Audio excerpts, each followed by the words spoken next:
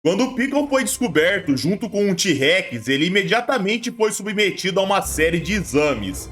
A proposta era analisar aquele espécime em perfeito estado e junto disso tentar reanimá-lo. Porém, o plano de trazer ele de volta à vida foi frustrado, até um dos cientistas do lugar pegar um pedaço de carne de um dinossauro e decidir fritar. Aquilo trazia o predador de volta, e após acordar do seu sono de 200 milhões de anos, seu corpo ainda estava estranho, faltava adaptação, ele não conseguia nem andar direito. Fora que o ambiente era impressionante, um lugar repleto de linhas retas, uma parede branca e brilhante. Tinha um círculo estranho, o objeto que o cercava era duro e transparente. Com aquela chuva de informações na frente de seus olhos, automaticamente Pickle percebeu que agora ele estava em um ambiente completamente diferente da onde ele vivia.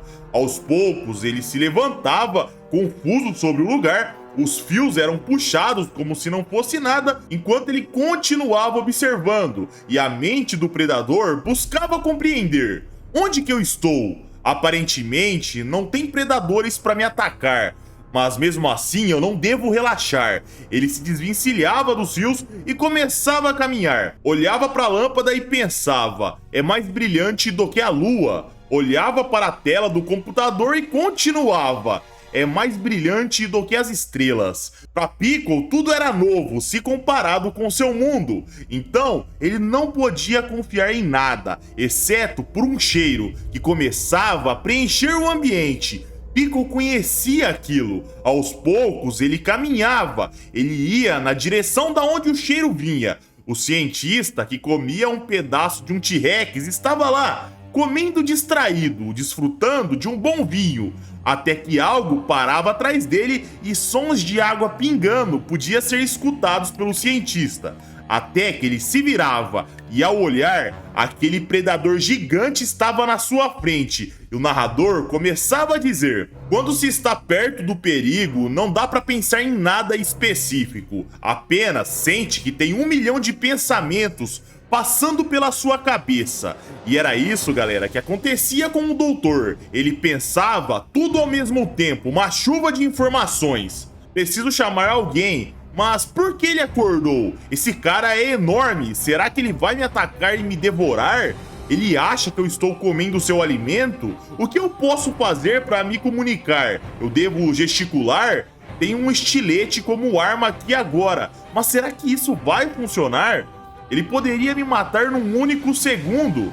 Nada vai causar dano nesse cara. Eu não acredito que isso está acontecendo comigo. Mas espera aí, eu tenho uma arma na minha mesa. Será que ele vai notar se eu pegar? Se eu não apontar para ele e disfarçar, quando eu atirar eu poderia desabilitá-lo? Bom, eu acho que não. Será que ele sente cheiro de medo?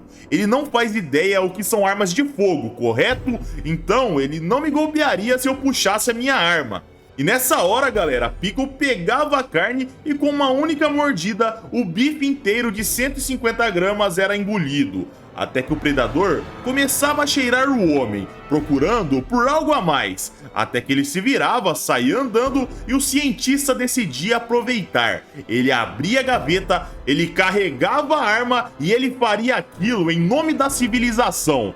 Já Pickle, como um animal, tentava achar da onde que o cheiro vinha. Até que ele olhava para trás, via o homem em pé, se virava e começava a ficar irritado. Aquilo era uma ameaça ou não? Pickle não sabia. Até que ele começava a avançar. O cientista apontava a arma enquanto estava morrendo de medo e ele pensava: eu devo disparar ou não? Será que vai dar certo? Ele iria derrubá-lo com aquela arma? Ele não tinha tempo para ficar pensando, então o disparo ocorria. Porém, galera, no momento do disparo, o Pickle estava na frente do homem. Mas por que na outra página não tinha nada ali?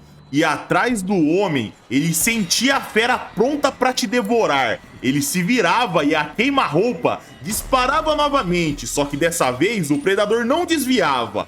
Pickle sentia algo e o homem recuava. Gotas de sangue começavam a descer e Pickle colocava a mão na sua nova feridinha. E o narrador começava a dizer: a bênção das civilizações avançadas é uma arma. e ele foi baleado 3 vezes no seu corpo nu. Foi a mesma sensação de ter uma mordidinha fraca de um dinossauro chegando na sua pele. Ele olhava aquele pouquinho de sangue e o narrador continuava.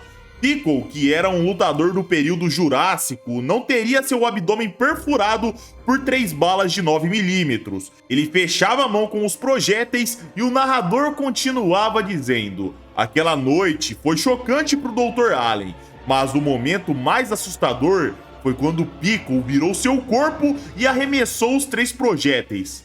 2 explodiram próximo dele, um perto da cabeça, mais para lateral do lado do pescoço. Só que o terceiro pousou no seu ombro. Allen se mijava e Pickle começava a gritar. Ele avançava de forma estranha e Allen, obviamente, corria. Se virava e voltava a disparar sem parar. Um pegava de raspão no rosto do predador, o outro no ombro. Porém, galera, a bala batia e não conseguia sequer perfurar, até que Pickle o pegava e Allen concluía: minha vida chegou ao fim. Porém, Pickle apenas o chacoalhava de um lado para o outro por algum tempo, até que ele soltava aquele seu semelhante e o doutor ficava confuso. Pickle gritava como se ele quisesse se comunicar. Allen entendia isso, aquele monstro queria te dizer algo e não necessariamente te devorar. Mas o que ele queria? Allen via ele se movendo como um primata e pensava que tudo poderia ser resolvido sem violência. Mas de repente, galera, um leve tapinha chegava próximo do seu ombro. O cientista saía voando para longe e explodia na parede. Com um mero tapinha, ele se mostrava apavorado. Ele estava com um animal ali dentro. Ele se levantava com muita dor, vendo tudo de forma distorcida e lembrava que aquele bicho na sua frente era uma fera e não um humano. Ele andava quase desmaiando com aquele único tapinha enquanto concluía: mesmo que isso seja brincadeira para ele poderia ter quebrado o meu pescoço. Eu preciso tentar ir para lá. Ele chegava no lugar que T-Rex estava guardado, porém ele chegava com muita dificuldade. Começava a digitar a senha e uma sombra aparecia atrás dele, mas ao mesmo tempo a escotilha abria. Quando Pickle chegava perto dele, um cheiro saía do salão, um cheiro familiar que chamava a atenção de Pickle e ele entrava. Quando ele se dava conta, ele começava a gritar. Tinha um T-Rex no chão, um predador que ele conhecia, e nessa hora Pickle era trancado, e Allen pensava: se isso fosse um filme de ficção científica, essa seria a hora que eu diria: missão cumprida. Um tempo se passava, ele ia até o Dr. Albert Penny e contava sobre o ocorrido. Ele garantia que tudo era verdade. Pickle havia acordado e estava preso no freezer que preservava o T-Rex. A polícia havia sido chamada. Eles concluíam que a comoção mundial daquilo seria enorme, porém, eles teriam que resolver aquilo ali e agora. A questão era como lidar com aquele predador lá dentro que era imune a armas de fogo. 5 carros da polícia seria uma piada para ele. Albert Penny ficava incrédulo sobre aquele papo, porém Allen insistia: doutor, no momento eu sei mais sobre o Pickle do que você. Eu lhe garanto, balas não fazem o menor efeito no corpo dele. Parece até o Superman. Fora que ele pegou as balas que ricochetearam no corpo dele e arremessou de volta no meu ombro. Nenhum jogador profissional de beisebol poderia jogar com tanta potência. É por isso que eu acredito que 5 carros da polícia não serão o suficiente. Porém, galera, o Dr. Penny continuava incrédulo. Ele dizia que aquilo era impossível. Provavelmente o Dr. Allen alucinou ou algo do tipo. E nessa hora chegava um agente de óculos escuros e de terno preto. Ele dizia que toda a planta do prédio havia sido checada. Com isso, eles localizaram a câmara fria onde o predador estava. Com isso, eles estavam prontos para entrar. O agente tirava seus óculos e alertava: se o sujeito for violento, podemos capturá-lo sem vida. Allen ficava chocado com a situação e Albert dizia que não era para fazer isso. O agente olhava friamente e questionava: quem é o senhor mesmo? O doutor se apresentava e o agente o reconhecia. Ele era o grande ganhador do prêmio Nobel. Albert Penny dizia para ele guardar aquele papo para depois. O ponto ali é se com aquela equipe que estava ali, a única solução era matar o predador, então eles deveriam chamar o exército, mas Pickle deveria ser capturado com vida. O agente ouvia aquele papo em silêncio e dizia: "Professor, espero que não fique ofendido com o que eu vou te dizer, mas eu ouvi que existe apenas um único homem dentro do prédio.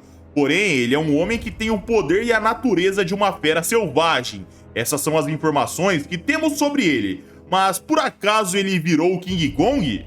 O Dr. Penny dizia que estava procurando uma forma para descrever o Pickle, porém o agente tinha achado para ele, e King Kong era a analogia perfeita. E nessa hora, galera, um grito ecoava pelo prédio, uma parede era destruída, todos olhavam e da fumaça uma silhueta aparecia, e Pickle começava a dar as caras. Aquela prisão de aço que trancava o Tiranossauro Rex não foi capaz de mantê-lo preso. Todos começavam a suar frio, porque aquele gigante estava irritado. Só de ver aquele monstro, o agente concluía: "Contate imediatamente o quartel-general. Diga que precisamos de mais de 20 homens, talvez mais de 30. Pickle soltava um grito e num instante algo passava por cima de todos. Pickle ia até o carro da polícia, segurava a parte de baixo da lataria e com uma única mão arremessava. De repente, o predador começava a rugir. O agente ordenava: "Chamem o exército e a marinha imediatamente." Albert Penny via a comoção de todos ali e dizia: "A raiva de Pickle é compreensível. O T-Rex era sua vida, alimento e até mesmo uma figura que ele respeitava."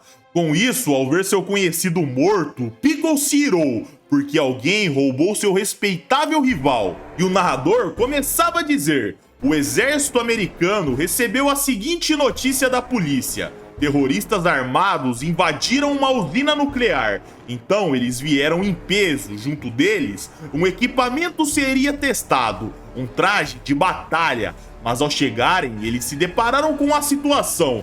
Tudo era um alarme falso. Não tinha terroristas numa área com resíduos nucleares coisa alguma." Um dos militares dizia que obviamente o exército não deixaria isso passar batido. Porém, ele compreendia após ver a situação do porquê o exército ter sido chamado. O rastro de destruição que Pickle havia deixado era tão terrível quanto um ataque terrorista. Porém, galera, o militar mantinha a calma e continuava. Mesmo que ele seja como King Kong, ele é apenas um humano. Ele olhava para o Dr. Albert e questionava: "Mas por que você não quer matá-lo?" O doutor dizia que eles não tinham tempo para conversar. O que ele precisava entender é que Pickle era como um grande tesouro da humanidade. E nos era mostrado, galera, na frente da parede destruída, Pickle estava sentado, aguardando algo. A cena mostrava a distância que eles estavam do predador. E Albert Penny concluía: "Sua existência é mais preciosa do que a de um presidente de qualquer país do mundo." O militar compreendia a situação e dizia que o doutor também era um tesouro mundial. Então, em respeito a ele, seu pedido seria atendido pelo exército. A ordem para o esquadrão era dada: "Não matem ou machuquem a besta, avancem e neutralizem-no vivo." E nessa hora, galera, um traje começava a ser mostrado, pegando uma garrafinha e sutilmente abrindo-a. Pegava um copo de vidro e despejava a água. O militar virava o copo e começava a comemorar. O comandante da operação explicava que aquela era uma máquina de combate com múltiplas finalidades. Ela seria usada em guerra no próximo ano. Com isso, seu usuário viveu nesse traje por 2 anos e meio. Com isso, ele pôde fazer qualquer coisa no traje. Pôde lutar e capturar vários leões sem matar ou sequer machucá-los. Veículos militares, se confrontados com o traje, seriam destruídos facilmente. E junto dessa destruição toda, ele era capaz de tricotar, ou seja, era um traje perfeito. E aquele predador, que era considerado um tesouro, seria confrontado com tal armamento. Pickle observava aquela massa de aço chegando perto dele e o operante do traje se ajeitava. Todos ficavam olhando em silêncio, até que o comandante questionava: "Por que ele não se move?" Porém, galera, nessa hora, Pickle finalmente se levantava. Quando o traje de combate se aproximava, o Dr. Penny explicava: provavelmente, Piccolo está protegendo algo que veio da sua era, aquilo que estava guardado lá dentro, que veio do período Jurássico, o T-Rex. Piccolo avançava e o traje acompanhava. O predador era capturado, o braço do traje o prendia e Piccolo se preparava para golpear. O golpe explodia e eles pensavam: espera aí, o que foi isso? Um míssil? Parte da armadura havia sido destruída com um único soco, uma armadura capaz de enfrentar veículos militares. O homem que operava o traje notava que Piccolo ainda estava sendo segurado pelo pescoço. Então ele concluía: não tem como eu capturá-lo vivo, ele vai me matar antes disso acontecer. Então, já que eu peguei o pescoço dele, eu vou aproveitar isso. Eu sinto muito, porém é uma emergência, seu pescoço será quebrado. E nessa hora, galera, Piccolo ficava firme. O homem que estava no traje começava a contar como se fosse o narrador. Nessa hora, depois de ter apertado o botão, eu conseguia me lembrar apenas de uma coisa: quem girou sem parar não foi o pescoço daquele monstro, e sim o próprio traje. Piccolo olhava confuso, vendo o traje tentando girá-lo e na verdade girando sem parar. Um tempo se passava e um batalhão especial do exército era chamado. Diziam que a fera estava lutando contra os exércitos de todo o mundo. Nem mesmo um batalhão do exército invencível dos Estados Unidos pôde pará-lo. Era realmente só uma fera?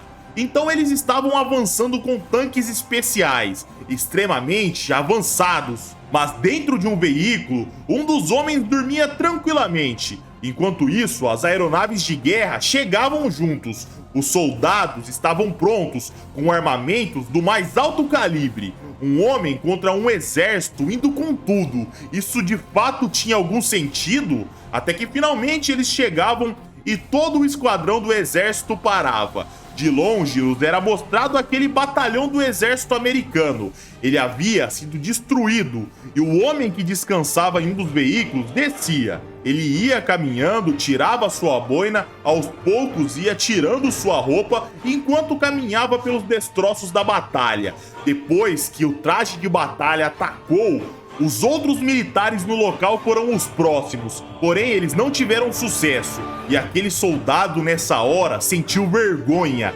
Diante de uma criatura pré-histórica, as armas modernas se mostraram inúteis. Ele, que era um soldado que entendia muito bem sobre armas, conhecia também sobre os seres humanos mais fortes. Ele continuava tirando sua roupa e o narrador começava a dizer: esse homem desenvolveu um grande senso de respeito pela fera naquele instante. Piccolo observava aquele homem se sentando assim como ele, sem roupa, e desde que ele acordou, ele não tinha visto um homem como aquele. Seus olhos eram claros e profundos. Aquele lá era o Capitão Stridon, que esticava sua mão e cumprimentava. Obviamente, Piccolo não entendia uma palavra sequer do capitão, mas mesmo assim, surgiu algo além das palavras entre os dois naquele momento. E Stridon dizia: venha comigo para o único lugar na Terra que você irá encontrar seus semelhantes. Piccolo sorria e a próxima parada seria o Japão. Se curtiram o vídeo, galera, eu conto com seu like, com a sua inscrição. Me siga lá no Instagram, no Twitter, junto da nossa equipe que vai estar aparecendo aqui na tela. Tudo isso se quiser dar uma moral pro canal, é claro. Dito isso, eu já vou indo nessa, galera. Um abraço, fiquem com Deus e tamo junto.